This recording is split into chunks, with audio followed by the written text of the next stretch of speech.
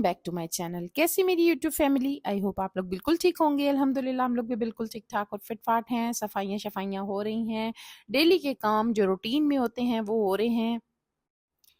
अच्छा जी, आज मैंने सोचा कि जो मेरी सुबह से शाम तक की रूटीन है वो आप लोगों के साथ मैं शेयर करती हूँ। फ़िलहाल तो ऊपर आई हूँ, मौसम बहुत ख़राब था, बारिश बस आने ही वाली थी। तो मेरे हस्बैंड की कॉल आई, उन्होंने कहा कि ऊपर जाकर देखो जो ट्रेडमिल हमने सर्विस करवानी है उसको जो ऑयल है वो पड़ा हुआ है या नहीं पड़ा हुआ। क्योंकि लास्ट टाइम मेरे बेटे ने सर्विस करवाई थी और जिन्होंने सर्विस की थी ना, तो वो यहाँ पर कहीं ऑयल रख कर गए थे। तो मैंने कहा चलो मैं ऊपर जाके देखती हूँ, और वाक़ई जो है ना, जब मैंने ऊपर आई तो देखा तो ऑयल पड़ा हुआ था। असल में हमने जिनसे ये हमने मशीन ली थी अल्फ़ते से, और तकरीबन 3 सवा 3 लाख की ये मशीन आई थी, और इतनी महँगी मशीन खुदा ना ख़ास्ता ना सर्विस होने की वजह से ख़राब हो जाए, ये तो भई बंदा वैसे ही खौफ़ज़दा हो जाता है। तो बार-बार तो ये चीज़ें ली भी नहीं जाती हैं। तो मैं तो फटाफट देखा ऑयल है या नहीं, तो ऑयल पड़ा हुआ था। ठीक है जी।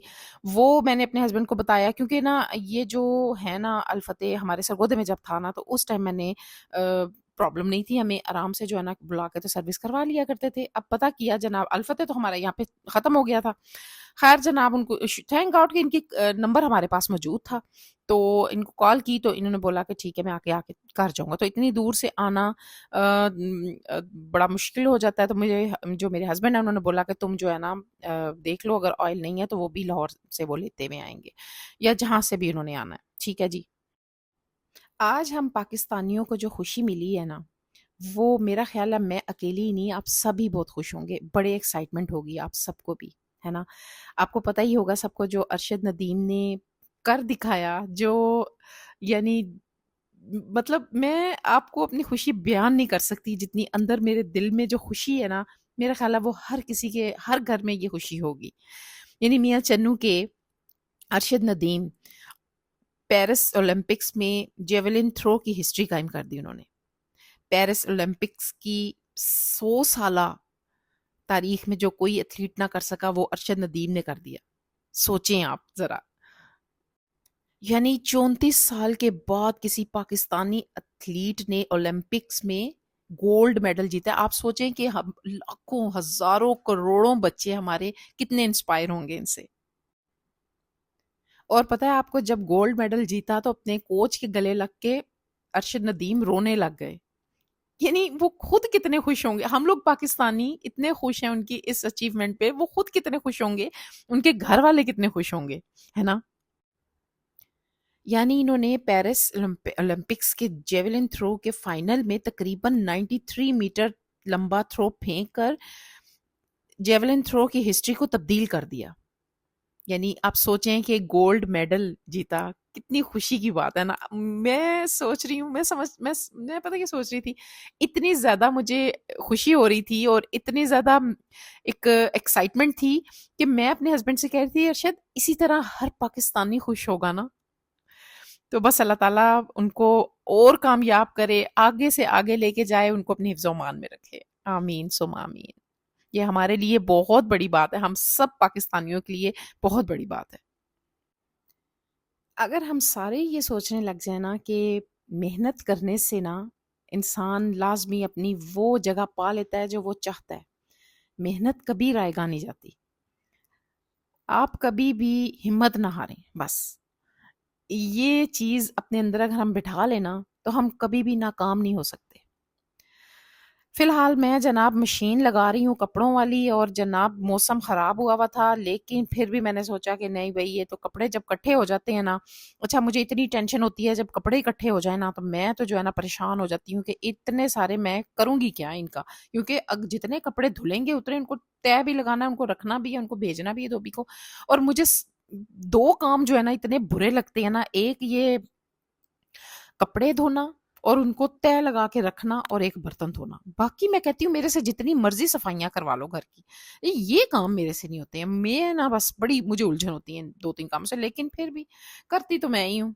ज़ाहिर है करने भी होते हैं, अब इसके बगैर गुज़ारा भी नहीं है। तो यहाँ पर जनाब मैं ग्रोसरी करके क्या आई थी, हम लोग लाहौर गए थे, तो वहाँ से जनाब मैं जो है ना ये सामान लेकर आई थी। तो मैंने सोचा कि इनको मैं अपनी-अपनी जगह पे रख देती हूँ। असल में ना अल-फ़तेह जो है ना वो जब से गया है ना, तो मैं तो बस ये कह लें कि उदास ही हो गई हूँ। मुझे अल-फ़तेह इतनी उसका सामान अच्छा लगता था कि मुझे जब से गया तो मुझे बड़ा ही दुःख होता था और जब मैं लाहौर जाती हूँ ना 6 महीने का सामान इकट्ठा ले आती थी। तो ये मैं लेकर आई, मैंने कहा आराम से जो है ना 2-3 महीने मेरे आराम से गुज़र जाएँगे और ये मिर्चों का डब्बा यकीन करें आप कभी लें वहाँ से, आप लोग कहेंगे कि क्या ज़बरदस्त मिर्चें हैं, इसके अलावा मुझे कोई मिर्च अच्छी ही नहीं लगती है। तो बस मैं ये लेकर आई। या बस आप ये सोच लें या समझ लें कि हर किसी की अपनी चॉइस होती है और बस वो जहाँ से उसे जो चीज़ पसंद आती है वहाँ से लेता है, बस ये बात है।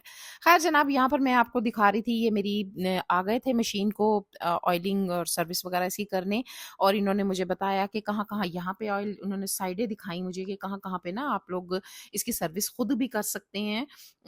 वैसे आप बेशक 6 माह बाद मुझे बुला लें लेकिन आप खुद वीकली या मंथली आप वीकली अगर करेंगे इसको ऑयल वगैरह यहाँ पे इस हिस्से में हाफ यहाँ से लेके यहाँ तक आप इसकी दोनों साइडों से ऑयलिंग कर दें, दैट्स इट। उसके बाद जो है ना आप मशीन चलाएँ क्योंकि इतनी महँगी कहते हैं ये मशीनें अब बता रहे थे कि ये 5 साढ़े 5 लाख की मशीन हो गई है आपकी, जो आपने 3 की ली थी। तो उन्होंने बोला कि आप इसके इस साइड पे सारी ऑयलिंग करेंगे ना तो ये इसमें ज़ंग वगैरह कभी नहीं लगेगा। तो फ़ायदा ये हो जाता है कि मशीन की उम्र जो है ना वो बढ़ जाती है। और जनाब सारा इन्होंने बताया मुझे फ़ैन को कैसे साफ़ करना है, ब्लोअर क्या करना है, सब बता कर गए मुझे। इसको बस 5 इसके पेच हैं वो खोल के तो जो है ना ब्लोअर आपने उनका मार देना है और उसके बाद ऑयलिंग कर देनी है। और जनाब इसका बटन जो है ना हाइड्रोलिक जो इसका सिस्टम था वो बटन मेरा बेटा इसको करके गया था सही। तो वहाँ पे उन्होंने बताया कि ये जो जगह है ना मैंने एक दफ़ा और इसको बटन को इसके ठीक कर दिया है और इसमें ऑयलिंग भी कर दी है। अब आपका बटन टाइट जो हुआ हुआ है ना वो बिल्कुल लूज़ हो गया और ख़राब नहीं होगा। और इसका जो गियर है ना दूसरी साइड पे ना इसका गियर लगा हुआ है। ये इस साइड एक साइड पे ये वाला जो है ना ये बटन इसका यहाँ पे इन्होंने कहा ऑयल लगाना है और ये दूसरी साइड पे जो है ना उन्होंने बताया कि इसको जो है ना आपने इसके गियर में भी आपने ऑयल डालना है। ठीक है जी। तो काफ़ी चीज़ें उन्होंने मुझे बताई और क्योंकि ज़ाहिर है अब मैं हर 2 महीने बाद तो इनको बुला भी नहीं सकती हूँ तो उन्होंने बड़ा ईज़िली मुझे हर चीज़ बता दी। कि आप ना खुद ही घर में इसको आराम से सर्विस कर सकेंगी। तो मुझे बड़ा ईज़ी लगा मैंने कहा ठीक है मैं खुद ही कर लिया करूँगी ना। असल में ये चीज़ें अगर ना इनकी ऑयलिंग वगैरह सर्विस वगैरह हो ना तो ये ख़राब हो जाती हैं और उन्होंने बताया कि मोटर इतनी महँगी है 80,000 की इसकी मोटर है। तो अगर आप इसको ऐसे ही चलाते रहेंगे आवाज़ के साथ आती किड़-किड़, कुड़-कुड़ की आवाज़ें आ रही हैं तो ये ख़राब हो जाएगी। तो मैंने तो शुक्र अल्हम्दुलिल्लाह किया मैंने कहा नहीं मैं तो इसीलिए जो है ना आप बुला लेती हूँ कि सर्विस हो जाए। तो थैंक गॉड सर्विस हो गई, मशीन मेरी ज़बरदस्त हो गई। और जनाब ये इसके एंड पे एक साइड पे होल सा था, इसमें भी इन्होंने कहा सारी ऑयलिंग करनी है आपने। और जनाब आपको पता है कि ये घर में अगर ट्रेडमिल आपके पास है ना, इतनी आसानी हो जाती है कि कोई मसला नहीं रहता।